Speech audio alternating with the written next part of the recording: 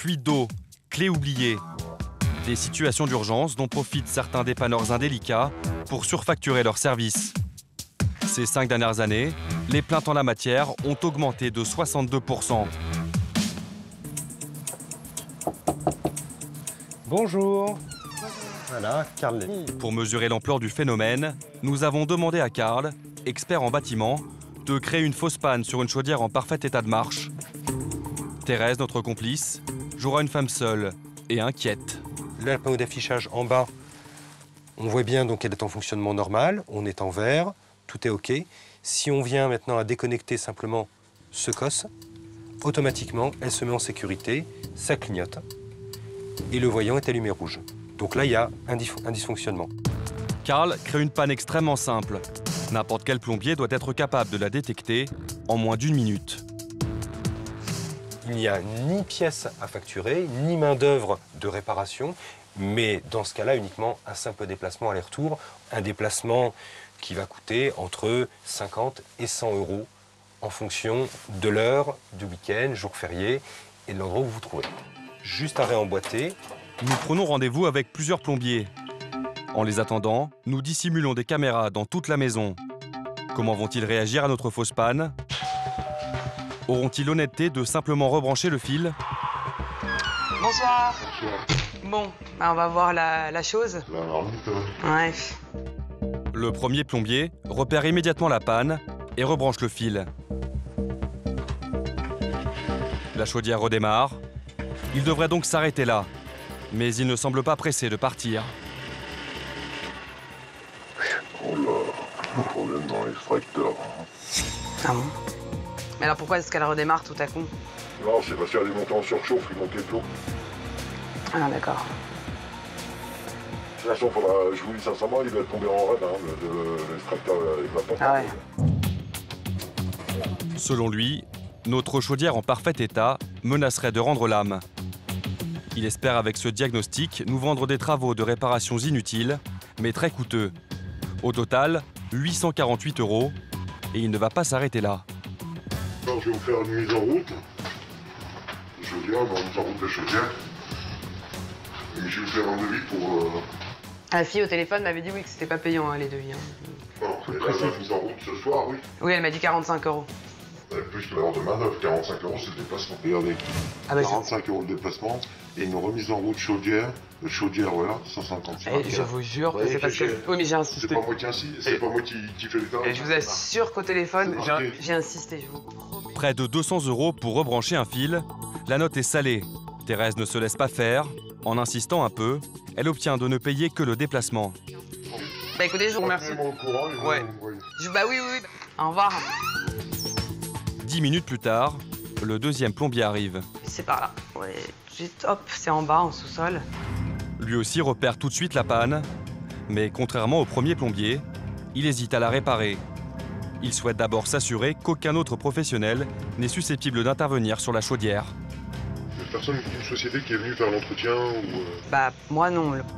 Persuadé d'avoir le champ libre, il ne va pas rebrancher le fil et dramatiser la situation.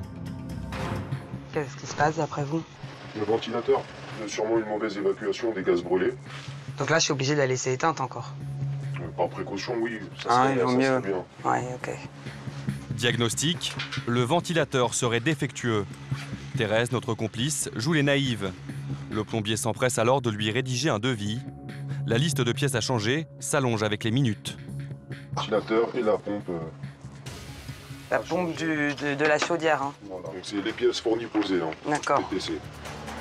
Au total, 2354 € de réparation. Bien loin des 50 € préconisés par Karl, notre expert. Nous lui montrons les images des interventions. Selon lui, en ne rebranchant pas le fil qui permet à la chaudière de redémarrer, le plombier commet une faute professionnelle et crée une urgence artificielle. De la mettre à l'arrêt total est un petit peu abusif. On n'a pas de chauffage, on n'a pas d'eau chaude, on répète, une femme seule, donc évidemment, ça met un petit peu la pression. Donc naturellement, ça impose à la locataire ici présente de prendre une décision très rapide. L'objectif, forcer le client inquiet et sans chauffage à accepter les travaux sans réfléchir. Deuxième point qui interpelle Karl, la rapidité de rédaction du devis. Le chiffrage se fait très très rapidement. Généralement, un technicien doit prendre un petit peu de recul, se renseigner sur la chaudière en elle-même, savoir si les pièces ne sont pas encore garanties, savoir quel est le vrai prix, le délai, parce qu'on ne parle pas de délai non plus. Donc, on est un petit peu précipité là, avec un devis qui va être très rapidement mis sous le nez de la cliente. Le client n'a pas le temps de vérifier le tarif des pièces.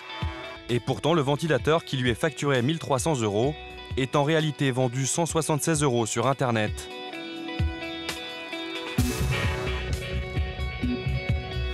Si avec des dépanneurs indélicats, vous pouvez vous faire flouer de plusieurs centaines d'euros, dans d'autres cas, les préjudices peuvent être beaucoup plus lourds.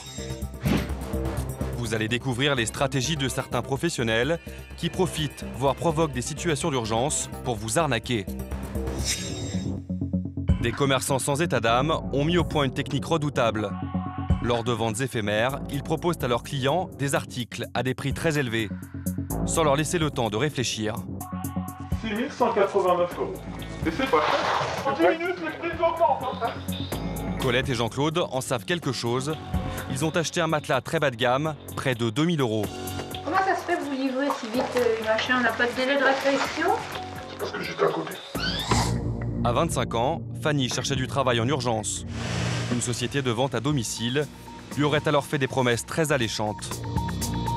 Il y a des gens ici qui gagnent 3, 4, 5, 6, 7, 8, 10, 12, 15 000 € par mois. Pourtant, elle n'a jamais rien gagné. Nous avons enquêté sur cette entreprise et nous avons découvert une méthode surprenante. Pour travailler, les employés sont fortement incités à acheter le produit qu'ils vont vendre. C'est toi qui vois. Ceux qui l'ont commencent vite, ceux qui l'ont pas commencent pas vite. Pendant des mois, nous avons également suivi le calvaire de Marc et Caroline. Ils avaient trouvé la maison de leurs rêves, mais les travaux de rénovation ont viré au cauchemar. Comment vous voulez garder votre calme avec un mec qui fait un boulot pareil? Nous avons retrouvé l'artisan qu'ils avaient engagé.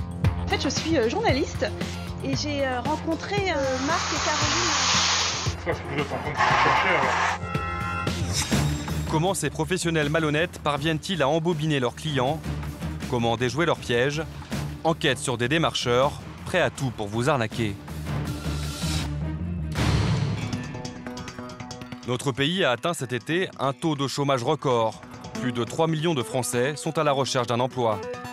Et pour eux, la rentrée est une période décisive. Mais parmi les offres se cachent des pièges. Nous avons enquêté sur les arnaques du marché du travail. Luçon en Vendée. Fanny, 25 ans, a été victime d'une annonce trompeuse. Bonjour. Je viens déposer mon CV parce que j'ai entendu dire que vous cherchiez une serveuse. Oui. Sans diplôme, pour trouver un emploi, elle multiplie les candidatures spontanées. Très bien. Je vous remercie. Mais merci à vous. Au revoir, bonne journée. Au revoir. Pourtant, un an plus tôt, cette jeune maman croyait avoir enfin trouvé le travail de ses rêves. Un poste de vendeuse en CDI, avec un salaire minimum de 1 500 € et des horaires souples pour s'occuper de son fils. Je pensais vraiment avoir trouvé un bon travail. Ils nous ont promis vraiment beaucoup de choses, de belles choses, quoi. J'ai cru à leurs belles paroles et pour le coup, je me suis fait avoir totalement en beauté. Le job, vendre des aspirateurs à domicile. L'entreprise serait présente dans plus de 40 pays via un réseau de distributeurs indépendants. Sur Internet, un clip de présentation insiste sur la bonne ambiance au sein de l'entreprise. Les vendeurs formeraient une grande famille heureuse.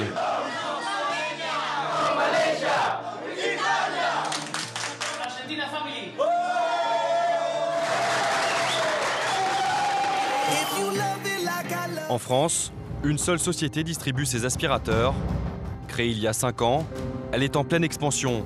Sur les forums, le patron vante son sens des affaires. J'ai vendu perso plus de 2000 machines. J'ai eu la chance de me payer autant de belles voitures, 76 jusqu'à aujourd'hui, car j'ai bossé plus et mieux que certains. Il n'hésite pas également à se mettre en scène en posant devant de grosses cylindrées. Le produit à vendre, cet aspirateur au look futuriste, en grande partie fabriqué en Chine, est proposé à un prix exorbitant. Fanny a conservé le modèle de démonstration que lui avait prêté l'entreprise. Il aspire bien, hein. Il aspire bien, mais ouais, comme je dis à chaque fois, hein, ça reste un aspirateur, quoi. Et puis il est bruyant, oui. Oui, il est bruyant. C'est en gros, oui, un aspirateur, mais qui vend des très très très cher, plus de 3000 €. 3200 € exactement. 5 fois plus que les modèles de luxe vendus en magasin. Difficile à ce prix-là de trouver des acheteurs. Fanny, qui réalisait une dizaine de rendez-vous chaque mois, n'a vendu aucun aspirateur. Sur les presque 3 mois que j'ai travaillé chez eux, en gros, j'ai été payée 67 €. Ce qui n'est pas énorme, surtout sur tous les kilomètres que j'ai pu faire, les allers-retours. J'ai pas eu les frais de gasoil remboursés, les frais téléphoniques aussi. Pourtant, ils disaient qu'on pouvait être remboursé. La jeune femme estime avoir perdu au total plus de 700 € de frais. Dans quelques jours, nous allons la suivre chez son ancien employeur. Réussira-t-elle à se faire rembourser? Je voudrais récupérer l'argent que vous m'avez volé, quoi. Ah, volé? Bien sûr. Alors, quelles sont vraiment les méthodes de cette société? Pour le savoir, notre journaliste postule comme vendeuse. Aucune expérience n'est requise. L'entreprise organise des sessions de recrutement toutes les semaines. Nous nous rendons à l'une d'elles, en caméra cachée. Bonjour. Notre journaliste est reçu par le directeur en personne, celui qui vante sa réussite sur Internet. Première surprise, les 1500 € par mois ne sont absolument pas garantis. Pour les obtenir, il faut réaliser un nombre minimum de démonstrations chaque mois. Fixe vous donne un nombre de rendez-vous. Il faut faire, par exemple, 30 rendez-vous dans le mois, 30 visites en clientèle, pour avoir un fixe de 1500 € net. Parce qu'en fait, le principe, c'est de fixer soi-même des rendez-vous avec des Alors, on peut en personnes. fixer soi-même, et on a une cellule marketing qui gère votre emploi du temps suivant vos disponibilités. C'est votre cellule marketing qui fixe les rendez-vous. Tout le temps. Une cellule marketing, un jargon de multinationale. En réalité, il n'y aurait qu'une seule personne pour la quarantaine de vendeurs. Impossible pour elle de caler 35 rendez-vous à chacun. Or, si les vendeurs ne font pas toutes les démonstrations, ils ne touchent rien.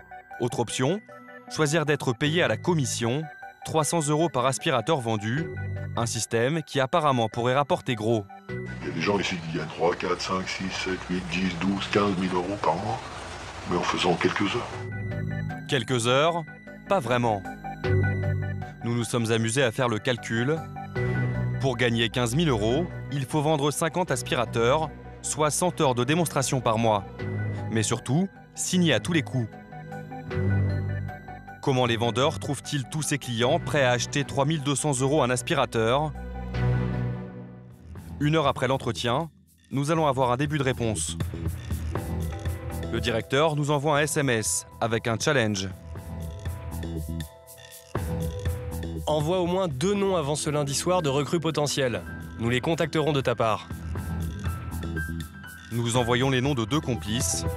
Nous accédons ainsi à la deuxième étape qui va nous permettre de comprendre pourquoi la société recrute à tour de bras. Nous venons de postuler et dès le lendemain, 2 vendeurs que nous ne connaissons pas viennent nous faire une démonstration de l'aspirateur à domicile. Bonjour. Bonjour, comment tu vas? Ça va bien? Et toi? Parfait. On se fait la bise? Ah oui. Bonjour, c'est Richard. Entreprise, je sais pas si t'as remarqué, on se fait la bise et on se tutoie. Oui, d'office. Voilà, comme ça, moi, il n'y a pas d'ambiguïté. Ouais, voilà. Le but annoncé, nous former aux arguments marketing de l'entreprise. Mais vous allez voir qu'en réalité, l'objectif du binôme est bien différent. Là, on va te faire une présentation tout à fait ordinaire. Ouais. D'accord? On sait que tous les gens qui sont clients de l'entreprise, quand ils démarrent 10 fois plus vite que les autres. Rassure-toi, t'es pas obligé d'acheter. Ouais, d'accord. Ok? En clair, nous avons intérêt à acheter nous-mêmes un aspirateur pour booster notre carrière. D'employés, nous devenons donc clients potentiels. Nous allons ainsi découvrir les arguments de vente de l'entreprise. T'es déjà allé à la montagne? Oui, Et qu'est-ce qu'on dit souvent quand on va à la qu'on montagne? respire mieux à la montagne. Voilà, on va laisser au requin les ressources Ouais. et effectivement, on respire mieux. Et bien avec le on a la même qualité d'air qu'en altitude à 3800 mètres. L'aspirateur serait aussi un purificateur d'air. Le hic, à 3800 mètres d'altitude, l'oxygène se raréfie et l'air est lourdement chargé en ozone. Pas franchement enviable pour un intérieur. Est-ce que vous avez fait des études? Je ne sais pas s'il y a eu il y a eu des études qui prouvaient que ça marche. Ils sont déjà certifiés, rassure-toi, on est en norme 9012. Non, pas 9012. 9002. La norme 9002, norme ISO 9002. Cette norme de qualité ne prouve en rien l'efficacité du purificateur. En effet, elle peut s'appliquer à n'importe quel domaine, des méthodes de production à l'accueil téléphonique. Mais surtout, elle n'existe plus depuis 2004. Le commercial continue son argumentaire pour nous vendre l'aspirateur. Il nous propose désormais des cadeaux qui n'ont rien à voir avec le produit. Toi, qu'est-ce qui te plaît mieux avec le Ah non, non, je sais pas si je le prends. C'était mal compris. Non, c'est d'accord. Non, je pense pas que je vais le prendre aujourd'hui. Franchement, comme tu as commencé par me dire que c'était pas obligatoire. Mais c'est l'honnêteté de te le dire. Ouais. Mais c'est aussi l'honnêteté de te dire, voilà, ceux qui l'ont commencent vite, ceux qui ne l'ont pas commencent pas vite. Ouais. Le binôme de vendeurs est de plus en plus insistant. Ils reviennent sans arrêt à la charge, y compris pendant la pause. Et on va te dire, et vous l'avez? Quand tu dis à un client, non, moi je ne l'ai pas pris parce que je n'ai pas les moyens. Admettons, le client va te dire, attendez, si vous n'avez pas les moyens, pourquoi est-ce que moi je les aurais? Je comprends que tu insistes, mais voilà, aujourd'hui, non, je peux pas. C'est toi qui choisis, je peux pas te dire mieux, c'est toi qui vois. Ouais. Tu pars avec 100% d'atours ou tu pars qu'avec 25? Nous refusons toujours d'acheter. Le vendeur passe alors au deuxième objectif de sa présentation. Il nous presse de lui donner les coordonnées de 8 proches, tous des clients potentiels pour la société. Pour que ça soit facile, ça va être frère, sœur, meilleur ami. Et si tu connais des personnes qui cherchent du travail, n'hésite pas à mettre son prénom avec un tiers, on saura que c'est pour le recrutement. D'accord. D'accord. Ces personnes-là vont te donner d'autres noms, et puis derrière, c'est boule de neige. D'accord. Allez, je te laisse travailler. D'accord. Un effet boule de neige très lucratif. Plus les vendeurs recrutent, plus ils gagnent de l'argent. 50 € pour chaque appareil vendu par un de leurs filleuls. Au total, la démonstration aura duré 3 heures, mais notre journée n'est pas terminée. Le soir même, nous sommes convoqués à une réunion obligatoire. Notre commercial nous emmène à l'écart. Il veut déjà fixer des rendez-vous avec nos contacts et demande que ce soit nous qui les appelions. Tes amis voient que c'est ton numéro de téléphone qui est appelé. S'ils n'ont pas pu décrocher, ils vont rappeler à un moment ou à un autre. Bah oui, c'est ça. Que si moi j'appelle mon téléphone, je ne connais pas le numéro. Oui, elle va pas répondre. Elle répond ou elle répond pas. Ouais. Pourtant, c'est lui qui fera les démonstrations et touchera donc les commissions. Son ton est beaucoup moins amical que cet après-midi. Il fixe d'ailleurs avec fermeté une condition étonnante au rendez-vous, la présence obligatoire du conjoint.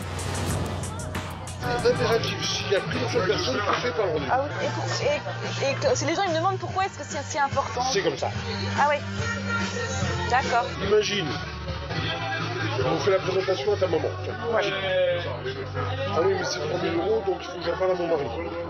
Ah oui. Et la vente se fait pas. Obligé, parce que ta maman, qu'est-ce qu'elle va souligner? La dernière chose qu'elle a vue. Ouais. L'aspirateur, elle va dire à ton père, mais voilà, j'ai vu du goût, c'est bien, c'est quoi? Un aspirateur. Alors, il fait ci, il fait ça. Et combien ça coûte? 3 000 €. Mais ma pauvre conne, t'as pas d'autre bêtises à faire que... Et voilà. T'as pas les paradages, t'as pas la vente. Une manière de reconnaître le prix délirant de l'appareil. Nous n'irons pas plus loin et mettons fin à notre infiltration. Dans quelques jours, nous retrouverons Fanny, leur ancienne vendeuse.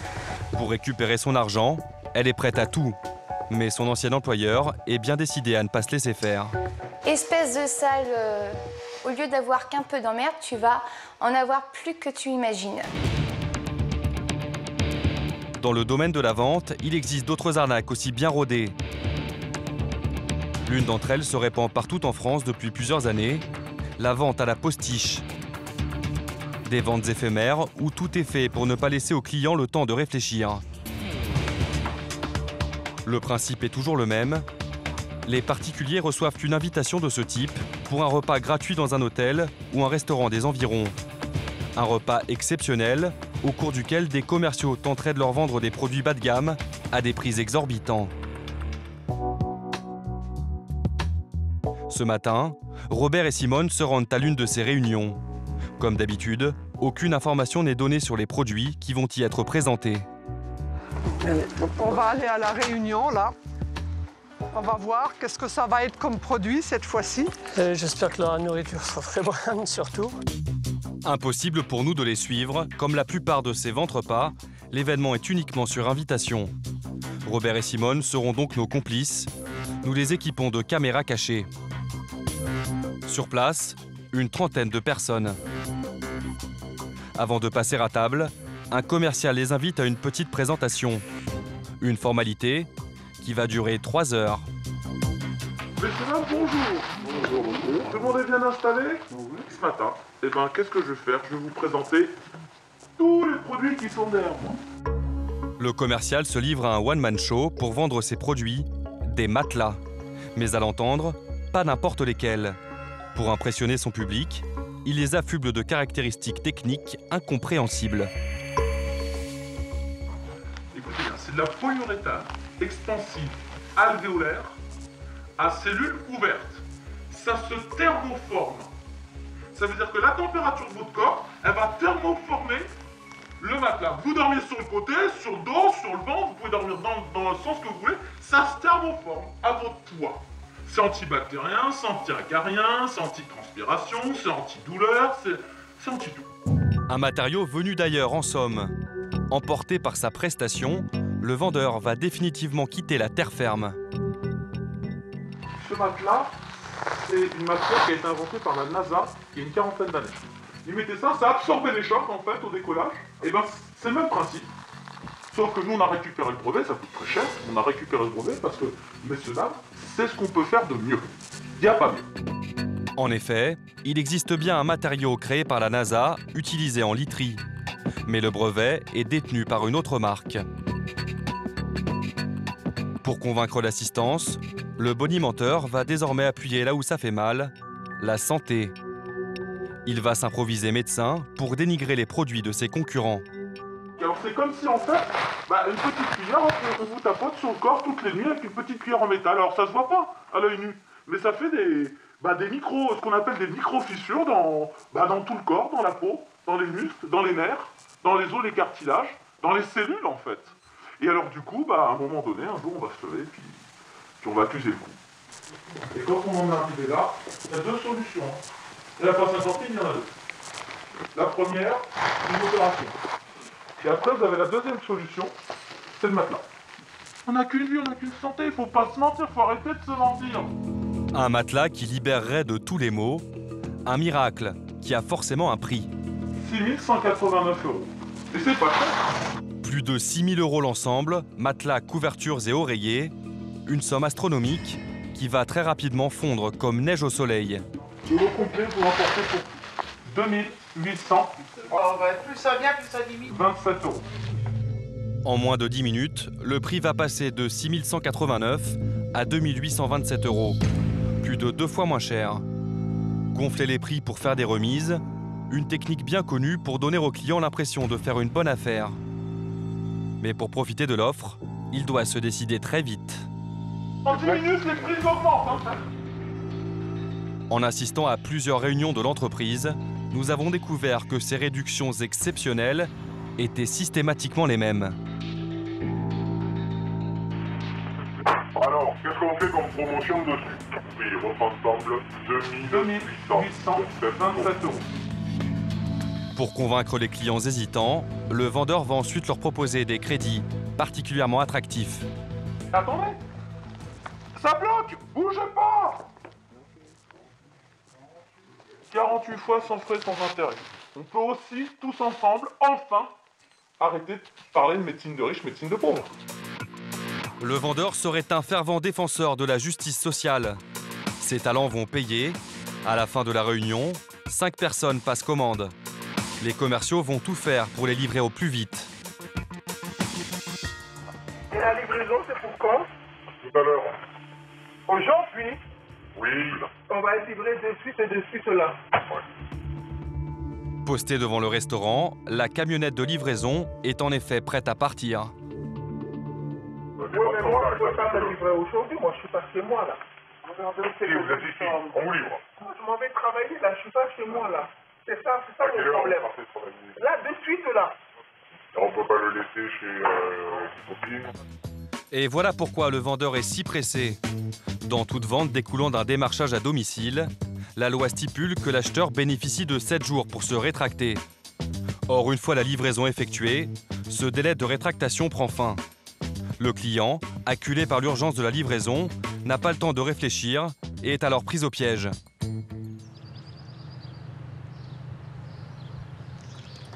Colette et Jean-Claude font partie des 5 couples qui ont craqué pour le matelas et attendent d'être livrés. C'est mon bon de commande. C'est un peu cher, mais c'est de la qualité. On verra bien. Nous ne sommes que le lendemain de la réunion et pourtant le livreur a déjà prévu de passer dans l'après-midi. Nous attendons avec eux. Ils en profitent pour mener leur petite enquête sur Internet. Très vite, ils tombent sur une publicité pour un matelas qui ressemble étrangement à celui qu'ils viennent d'acheter. Soutient la colonne, elle pose parfaitement le corps, ouais, la forme du corps. Anti-tache. Anti-tache, bah oui, c'est à peu près tout ce qu'il a dit. Anti-transpiration. Ultra léger, oui, il a dit. Bah, c'est exactement ça. C'est ce qu'il a dit, oui. Vous serez enroulé sous vide. Attendez 24 heures pour l'utiliser, voilà, c'est ce qu'ils disent, qu'il faut l'attendre 24 heures pour l'utiliser. Ouais. 249... Oui, alors là, oui, il y a un problème. On s'est fait piéger. Hein. 249 € TTC. 249 €, soit 8 fois moins cher que le matelas de la Réunion. Son matelas, il repart avec. Hein. Il va repartir avec sa petite galette, hein. Son petit gâteau roulé. Colette voudrait se rétracter, mais mauvaise surprise. C'est marqué dessus, si vous annulez votre commande, vous pouvez utiliser le formulaire détachable, donc il est. Et on n'a que ça. Il n'y a rien. Ou alors il est collé, faut le mouiller. Ce bordereau est pourtant une obligation légale. S'il n'est pas joint au bon de commande, pour annuler définitivement la vente, vous devez envoyer une lettre recommandée. Tout semble fait pour empêcher les clients de se rétracter. D'ailleurs, le livreur est déjà là. Bonjour. Entrez, on voulait vous demander quelque chose. Un petit souci. Comment ça se fait que vous livrez si vite machin? On n'a pas de délai de réflexion? Si, on va bien. Eh ben, on n'a pas... Là, vous livrez tout de suite. C'est parce que j'étais à côté. Comme j'étais dans le 02. Il y a un petit souci, c'est parce que nous, on s'est aperçu Bonjour. que... en fait, les mêmes matelas sur Internet sont beaucoup moins chers. Non, matelas, nous? Oui, la même chose. D'accord. Ah bah si, 249 €. Pas montrer, monsieur. Et alors, du coup, moi... C'est de la contrefaçon. Hein? C'est de la contrefaçon. C'est les mêmes. C'est exactement les mêmes. L'argument est inattendu. Les matelas de sa société seraient si haut de gamme qu'ils seraient copiés par d'autres. Une réussite sur laquelle le vendeur va s'appuyer pour essayer de convaincre Colette et Jean-Claude. En une semaine, on fait 250 000 €. Je veux dire que ça marche. Les gens sont très contents, les personnes âgées. Nous, on fait beaucoup de personnes âgées qui ont des problèmes de dos, c'est normal, quand on vieillit. Ah mais non, moi je trouve que nous on a vu... Après, vous dormez dedans, si vous avez mal au dos, c'est pas mon problème, moi je connais pas. Non, on va diminuer parce que moi j'en ai pas. Non, ça fait trop cher. Bon, allez, moi je dis. Face à la détermination de Colette, le livreur repart avec son matelas. Oh là là, quelle épopée. On rappellera. Colette et Jean-Claude ont réagi à temps, mais d'autres ont été moins méfiants et se sont finalement fait arnaquer. C'est le cas de Josiane. Sa literie lui a été livrée très rapidement, mais en acceptant la marchandise, elle a perdu son droit de rétractation. Il est léger en plus, il est très léger. C'est un matelas très très léger. Pour payer les 2850 € de son ensemble, Josiane a souscrit un crédit sur 4 ans, à 60 € par mois. Une somme qu'elle a régulièrement du mal à payer, avec une retraite de 650 €. Et moi, j'en avais besoin d'un matelas. Donc après, attendez, on va vous parler, nanana, puis après, allez hop, ça vous fait que ça par mois, on se rend pas compte en fait. Et, on se laisse avoir, quoi. Mais du coup, ça me laisse un peu aigri, quoi, ça... C'est déprimant. C'est déprimant, voilà, c'est tout. Mais que valent réellement ces matelas? Antoine Cornil dirige un magasin de literie depuis 36 ans. À notre demande, il va expertiser le matelas de Josiane. Voilà. Alors, voilà le matelas. Ça a été livré tout... Enroulé. Enroulé. Ouais, alors les matelas généralement qui sont roulés, souvent sont des produits qui viennent la plupart du temps de l'extérieur, voire de l'étranger. Oui, oui, ça oui. Et c'est rarement des produits de gamme.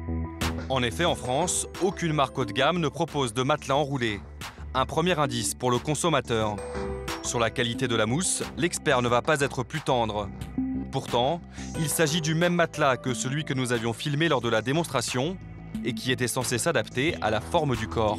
Ça se thermoforme. Ça veut dire que la température de votre corps, elle va thermoformer le matelas. Que ça se thermoforme vis-à-vis du poids du corps, c'est absolument faux. Là, le problème, ça s'enfonce pas du tout, c'est très ferme. On n'a rien à voir avec un produit comme ça qui, lui, va prendre la forme de votre corps, qui va s'adapter et qui va revenir à sa position initiale. Hein. Donc, c'est des arguments complètement mensongers, de toute façon, hein. Ça c'est clair. Hein. Pour nous le prouver, Antoine va tout simplement ouvrir le matelas. Les modèles de qualité possèdent plusieurs couches de matière et différentes densités de mousse. Ah ben la mousse, c'est un bloc de mousse tout à fait voilà, qui coûte basique. rien du tout en fait. Ouais, sur la profondeur, il n'y a qu'une seule qualité de mousse. Donc il n'y a même pas de forme sur la mousse, rien, qui peut donner des fois quand même... Qui peut fabriquer donc, un matelas comme ça, c'est pas du tout une mousse. Selon l'expert, ce matelas est un modèle d'entrée de gamme. Quand nous évoquons le prix de l'ensemble, 2 850 €, il est catégorique, il s'agirait bien d'une arnaque. Le prix n'a rien à voir avec un prix que vous trouvez sur le marché. Ça, c'est un produit qui, moi, à mon avis, est entre 200 et 400 € grand maximum, quoi. Je me suis fait arranger, voilà, c'est tout simplement. Ben, j'en ai bien l'impression, malheureusement pour vous. Pour se faire rembourser, désormais, le seul recours de Josiane est de porter plainte et de prendre son mal en patience. Bon courage pour la suite. Si vous achetez des produits lors d'une démonstration, prenez le temps de vérifier toutes les informations données par les commerciaux. Refusez d'être livré avant le délai obligatoire de 7 jours et n'effectuez aucun versement durant cette période. Retour en Vendée, une semaine après notre infiltration chez la société qui vend des aspirateurs à des prix abusifs. Fanny, l'ancienne vendeuse, a publié un article sur Internet pour mettre en garde ses connaissances contre les promesses de la société. Et j'ai mis « Attention arnaque, si une personne vous propose de travailler pour vendre cet aspirateur ou vous sollicite à faire une présentation chez vous pour que vous l'achetiez, je vous conseille vivement de refuser. C'est une grosse arnaque. » À peine quelques heures plus tard, un employé de l'entreprise a répondu à son message. Le contenu est sans équivoque. Espèce de sale... Si dans la journée, t'as pas enlevé ton article sur l'aspirateur, au lieu d'avoir qu'un peu d'emmerde, tu vas en avoir plus que tu imagines. Premier et dernier investissement. Sur le coup, j'ai le cœur qui a hyper battu. Ça m'a un peu fait peur et en même temps énervé. Malgré ces menaces violentes, Fanny espère toujours être remboursée de ses 700 € de frais. Elle a gardé l'aspirateur de démonstration, espérant s'en servir comme monnaie d'échange. Mais l'entreprise a riposté en lui prélevant 500 € sur son compte. Pour la jeune femme, c'en est trop. Elle décide de se rendre au siège de la société pour réclamer son dû. Craignant la réaction du directeur, elle demande à son frère de l'accompagner. Nous l'équipons d'une caméra cachée.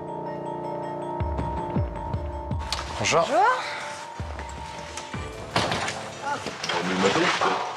Ah, mais avant de ramener le matos, je voudrais récupérer l'argent que vous m'avez volé, quoi. T'as volé? Ben, bien sûr. Mais on t'a mis quoi? Ben, 500 € sur mon compte. Normalement, on devrait tout prélever, pas juste une partie. On t'a prélevé qu'une partie, pour t'affoler un petit peu, et c'est juste quand Oui, bien sûr, vous n'avez pas essayé de me prendre 3 200 € d'un coup sur mon compte. Bah non. Bah si, parce que ma banque, c'est bien ce qu'ils m'ont dit. En attendant, ce que vous avez dû me payer sur les frais kilométriques, les frais téléphoniques, j'en ai jamais vu la couleur. Tu ramènes le matos, après on fait ton solde de tout compte, et après on verra ce qu'on doit.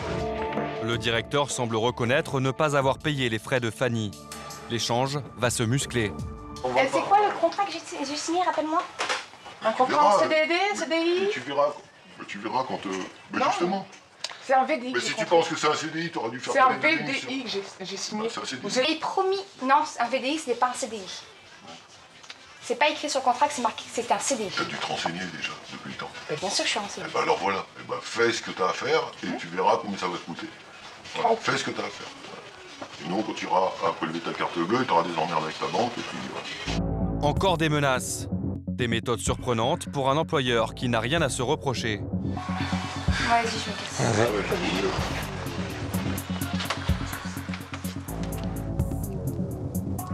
Fanny n'a pas obtenu gain de cause, mais elle ne compte pas en rester là. Je pense bien les emmener au prud'homme. De toute façon, ils m'ont dit oui, tu peux nous emmener au prud'homme, tu verras et tout. C'est toi qui auras tout dans la figure. Oui, non. Je suis sûre que non, parce que c'est vraiment pas légal de ce qu'ils font, quoi. Une semaine après, nous envoyons une de nos journalistes au siège de la société pour donner au gérant la possibilité de se justifier. Vous acceptez de répondre à des questions, du coup, avec les caméras? Non, mais ça, franchement, je connais le truc. Ma réputation, on n'est pas à faire aujourd'hui. Il refuse notre interview et semble très détendu. Nous évoquons quand même ses fausses promesses. Disons qu'il y a certaines personnes qui nous ont expliqué que vous proposiez des CDI en apparence qui n'étaient pas des CDI. Ouais. Et aussi que vous proposiez 10 à 15 000 euros de salaire et que c'était pas le cas. 15 000 euros par mois? Pas que ça, hein. Mais il faut faire une caméra cachée en recrutement alors. Mais est-ce que ça vous verriez bien ce qu'on dit? Non, mais est-ce que c'est vrai ou pas selon vous? Mais justement, il faut faire une caméra. Non, c'est pas vrai. S'il rit de si bon cœur, c'est parce qu'il ne sait pas que nous avons déjà réalisé cette caméra cachée. Souvenez-vous, à l'époque, c'est lui-même qui faisait miroiter ses salaires alléchants. Il y a des gens ici qui gagnent 3, 4, 5, 6, 7, 8, 10, 12, 15 000 euros par mois, mais en faisant quelques heures. L'entreprise continue de recruter par Internet. Depuis notre tournage, Fanny n'a pas encore été remboursée de ses frais. Elle est toujours à la recherche d'un emploi. Employeurs véreux, artisans malhonnêtes, ils vous mettent parfois dans des situations inextricables. Courpalais, au cœur de la Seine-et-Marne. Marc et Caroline, enceintes de 7 mois, vivent un calvaire. Il y a 5 ans, ils tombent sous le charme d'une vieille bâtisse vendue 149 000 euros. Pour la retaper, ils font appel à un artisan. Mais au moment de commencer le chantier, l'entrepreneur se désiste. Le couple, qui a donné le préavis de son logement, se retrouve à la rue. Dans l'urgence, ils engagent alors un autre artisan, pris au hasard. Donc il nous a pris à la gorge carrément. Donc on a été obligé de casquer, enfin de payer, pardon. C'est dégueulasse, quoi. Même moi j'aurais fait mieux, c'est sûr. Montant des travaux, 70 000 euros. Mais une fois le dernier versement encaissé, l'artisan abandonne le chantier, laissant au couple une maison inachevée, mais surtout truffée de malfaçons. Là, t'as vu la fissure là? Et l'eau elle retombe même plus, ça va retomber tout dans la maison ça. Ça, je sais pas si vous le voyez là, ça c'est du lino. S'il n'y a pas ça, il y a toute la flotte qui rentre. En guise de toiture, des tuiles trop grandes, posées sur du lino. L'artisan a même poussé le vice à choisir un modèle imitation parquet. Problème, ce revêtement de sol n'est absolument pas conçu pour isoler une maison. On a constaté qu'il y avait un affaissement de la toiture. Donc elle a pris 6 cm, elle est descendue de 6 cm et puis bon, on a étayé parce que c'est pas la peine d'attendre qu'elle s'effondre. Dans la partie principale de la maison, le plafond est constitué d'un polystyrène fortement déconseillé en intérieur, selon de nombreux professionnels. En cas d'incendie, le matériau dégagerait des fumées toxiques, voire mortelles. Et comment vous voulez garder votre calme avec un mec qui fait un boulot pareil? Quand je lui ai demandé de refaire, c'était oui, et puis en fin de compte, voilà. Hein. Il a jamais fait le boulot, puis c'est barré. Marc et Caroline ont entamé des procédures judiciaires contre l'artisan. Selon l'un des rapports d'experts, les travaux ont rendu la construction impropre à sa destination. Autrement dit, la vieille bâtisse à rénover est devenue une ruine, bonne à démolir. Pour remettre la maison en état, le couple devrait débourser près de 140 000 euros, 2 fois le montant des travaux déjà versés. C'est énervant. Même moi, je commence à arriver à un point où ça me fatigue, j'en ai ras-le-bol, j'ai envie de tout flanquer en l'air, tout laisser tomber, mais bon, c'est pas possible quoi. Moi j'ai juste l'impression d'avoir pris 4 ans de prison, enfin 5 maintenant. Parce que je suis enfermé là-dedans avec dans des conditions pas possibles et j'ai pas le choix, je suis obligé d'y rester, quoi. À eux deux, ils gagnent 3 000 € par mois. Une fois leurs crédits et impôts payés, ils n'ont plus assez pour louer un logement. Alors depuis 5 ans, ils vivent donc dans cette caravane vétuste de 12 mètres carrés, en face de la maison de leurs rêves. Pour éviter que ça fuit sur le parquet à chaque fois qu'on parce prend que une le problème, douche, c'est il a mis ça. donc on est obligé de faire s'enrouler dans du plastique pour se laver. Parce que sinon, à chaque douche, ça passait sur le parquet. Une exiguïté qu'ils vont bientôt devoir partager, car le couple attend un enfant. À 40 et 35 ans, Marc et Caroline ne veulent plus mettre leur vie entre parenthèses. Disons que ça met un petit peu de joie, on va dire. Même si c'est pas la bonne situation pour accueillir un bébé. On n'est pas SDF, on n'est pas loin, mais on va avoir un môme, voilà. Donc, à se dire qu'on est super content de l'accueillir comme ça, non, c'est pas possible. Mais bon, on fait ce qu'on peut, hein. Dans un mois, ils seront donc 3 dans cette caravane. Nous avons enquêté sur l'artisan qui a brisé leurs rêves. Nous découvrons qu'il a dissous sa société il y a longtemps. Mais son identité va nous mettre sur une piste étonnante. Sa femme tiendrait un restaurant à Paris. L'homme y travaillerait comme serveur, mais continuerait les chantiers. Nous nous rendons sur place, en caméra cachée.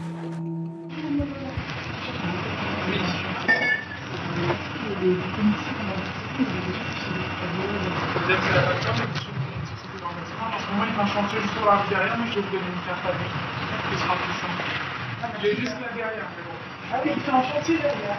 Il est à l'école, la chantier. La serveuse nous confirme que l'homme réalise toujours des chantiers. Coup de chance, il serait actuellement sur l'un d'eux, à quelques centaines de mètres du restaurant. Nous allons à sa rencontre. Bonjour monsieur, vous êtes monsieur Claver. Bonjour, je cherche quelqu'un pour un chantier, parce que vous... C'est que vous informez. Vous, en fait, vous faites beaucoup de chantiers? Oui. D'accord. Et vous avez une société, en fait, à votre... Oui. À votre nom? D'accord. Ça, c'est marqué là, quelque part. L'artisan a ouvert une nouvelle entreprise à son nom. Et apparemment, ses affaires marchent bien. Pour nous mettre en confiance, il se vante d'avoir de très nombreux chantiers. Parce qu'en fait, vous faites des chantiers aussi, c'est des particuliers aussi bien... Oui, avant de faire un pavillon, on fait des gros œuvres aussi, du neuf. D'accord. Ouais, on pourra vous montrer. Hein. Pour avoir sa version des faits sur l'affaire de Marc et Caroline, nous dévoilons notre identité. En fait, je suis journaliste et j'ai rencontré Marc et Caroline. L'homme change immédiatement de ton. Ça vous dit quelque chose? Bien sûr. Vous vous souvenez du chantier? Oui, oui. J'ai rien à vous dire. Parce que eux estiment qu'ils se sont fait escroquer. Eh ben, pas moi. Je peux rien à vous dire. L'homme refuse toute interview et nous renvoie vers son avocate avant de quitter les lieux. En effet, depuis 5 ans, le couple mène une guerre judiciaire sans relâche contre l'artisan. C'est le dossier. Voilà, 50 procédures, 50 notes vilaines dedans. Voilà. Un feuilleton judiciaire qui a commencé par un premier procès pour malfaçon. Le couple découvre alors que l'assurance décennale de l'artisan n'est pas valide. Ils ne sont donc pas couverts et ne peuvent être remboursés. Si vous appelez ça de la justice, moi j'appelle ça du foutage de gueule. Voilà, c'est moi le juge, il a qu'à venir dans les conditions où je suis. Voilà, je comprends pas. C'est une mascarade, quoi. C'est rien d'autre. Ils entament alors un deuxième procès. Ils doivent cette fois prouver que l'entrepreneur avait bien l'intention de les escroquer. C'est leur dernière chance de récupérer leur argent et peut-être une partie de leurs frais de justice, qui s'élèvent déjà à 20 000 €. Ah ben c'est simple, si on n'a pas gain de cause ou si on perd, bah là, alors là, on est pour les 25 prochaines années, bah, avec un crédit sur le dos, puis on peut pas finir. Donc bah, c'est la rue. Bonjour maître. Venez avec moi.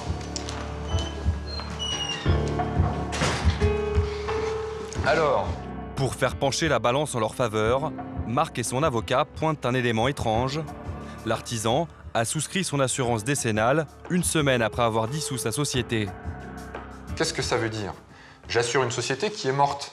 J'assure une société qui, par essence, n'a plus d'existence. Et je le sais. Moi, je suis le gérant de la société. L'entrepreneur, quand il fait ça, il sait pertinemment ce qu'il fait. Il ne peut pas nous dire « Ah, ben, j'ai pas fait attention ». Hein, il a signé la dissolution. Pour l'avocat, l'entrepreneur aurait souscrit cette assurance dans un seul but, obtenir les derniers versements du couple, devenu méfiant. Mais selon son avocate, l'artisan, qui travaille dans le bâtiment depuis des dizaines d'années, n'était tout bonnement pas au courant de l'obligation de s'assurer. Il aurait tenté de régulariser sa situation, trop tard. S'il avait su effectivement que c'était pas rétroactif, il n'aurait jamais réglé ses primes d'assurance. Ça prouve qu'il était de bonne foi. Autre détail troublant, en 10 ans, l'artisan a monté successivement 5 sociétés, une tous les 2 ans. Ça cache quelque chose. Et qu'est-ce que ça pourrait cacher? Une intention frauduleuse. Une intention frauduleuse d'aller démarcher les particuliers et de vendre des prestations qu'il ne pourra pas réaliser. Si vous voulez, il a peut-être des équipes sur plusieurs chantiers, c'est pour avoir le maximum de chantiers possible aussi, pour pouvoir envoyer des équipes sur des chantiers simultanément. Parce qu'on ne peut pas le faire quand on a une seule société. Bah, c'est plus difficile. Il y a eu des personnes, voilà. Bon, ça c'est pas pénalement répréhensible, ni il a le droit d'avoir plusieurs sociétés. Ça démontre en rien des manœuvres à quelque titre que ce soit. Hein. Ouvrir et fermer des sociétés pour cumuler des chantiers, la logique est surprenante. Le verdict ne devrait pas tomber avant plusieurs mois. Pourtant, pour le couple, il y a urgence. Une semaine plus tard, Marc et Caroline ne sont plus 2, mais 3. Ce matin, ils rentrent de la maternité avec leur nouveau-né. Ouais, ça va pas passer la porte de la caravane. Le petit Clovis découvre sa nouvelle maison.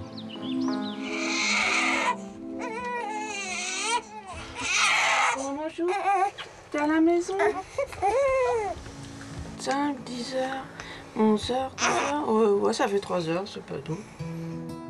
Dans l'exiguïté de la caravane, les jeunes parents improvisent. Il va falloir le changer. Ouais, non, mais dans l'autre sens. Bah non, tu veux que je fasse comment? Comme ça?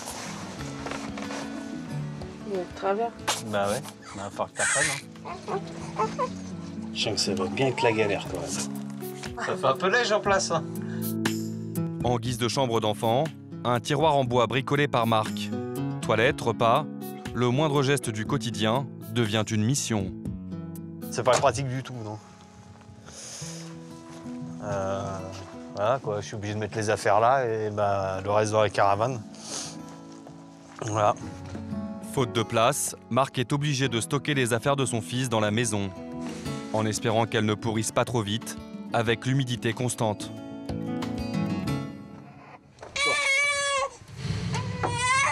Un mois plus tard, la situation est devenue insupportable.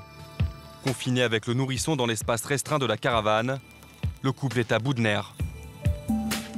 Disons qu'il faut un peu plus d'espace de vie pour chacun, quoi. Ça tape sur le système. Il n'y a pas assez de place pour toi. Voilà, c'est résumé, il n'y a pas assez de place. Bon, on subit tout le temps. Voilà.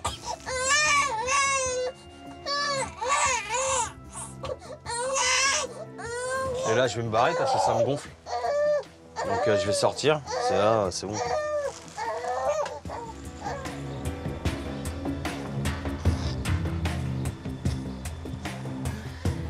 Mais il faut trouver une solution, de toute façon. C'est pas parce que d'être tous les jours dans le stress, c'est pas bon, quoi. C'est pas facile, quoi. Le plus pénible, se réveiller tous les matins en face de leur grande maison inhabitable. Si la justice leur donne raison, ils récupéreront leurs 70 000 € et pourront la remettre en état. En attendant, ils ont décidé d'acheter une caravane plus grande. Leur budget, 6 000 €. Faut que je me gare, je me gare là. 10 900 la petite, merde, je crois qu'elle était pas chère. Bah ouais, c'est cher. Ah bah il y a une chambre enfant? Non, c'est pas une chambre, mais il y a 2 lits superposés. Pour acheter, ils vont devoir prendre un nouveau crédit. Le modèle qui leur plaît coûte presque 15 000 €. Malgré tout, ils tentent de rester positifs. C'est vrai que celle-là, c'est... C'est ce qu'il me fallait. C'est nickel. Là, il y a de la place. Ça fait fantasmer, j'y serais bien, moi. J'y serais bien. En tout cas, j'y serais mieux que dans la mienne, ça c'est sûr. Avec un frigo, un vrai frigo. C'est un peu au-dessus de notre budget, mais bon, après, ça à étudier parce que c'est vrai que... Et nous, on peut faire un geste commercial. Bon, bah, c'est cool, déjà. On peut faire un geste. Finalement, Marc et Caroline n'ont pas pu acheter la caravane. Leur nouveau procès n'aura lieu qu'en janvier. Alors, en attendant, ils s'accrochent à leurs rêves, habiter un jour leur maison pour y voir grandir leur fils. Travaux, réparation à domicile. En 2012, la répression des fraudes a enregistré près de 16 000 plaintes contre des professionnels du secteur.